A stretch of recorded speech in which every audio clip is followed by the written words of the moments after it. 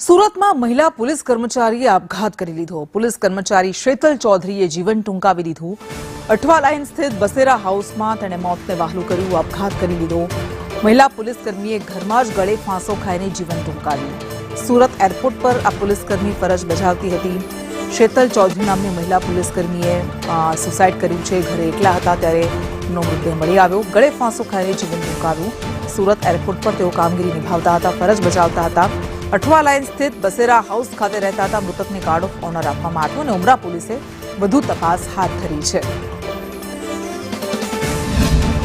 એવું તો હું તો ઘરે પણ હતી જ નહીં, વાંચવા માટે લાઇબ્રેરી નજીક જ છે ને, તો વાંચવા માટે જતી રહી હતી। તો સાંજે 8 વાગે આવી ત્યારે જ મને ખબર પડી। હું આ પરીક્ષાની તૈયારી કરું છું એટલે વાંચવા માટે, આ પોલીસ માટે જ। એના 7-8 વર્ષ થઈ ગયા। હા, ના ફોનમાં તો કશું નહીં ખબર, કેમ કે એનું પાસવર્ડ નામ તેમ હોય તો ટ્રાય કરી પણ ખોલ્યું નહીં મારાથી। હા, ના એનું નથી, નાની છે।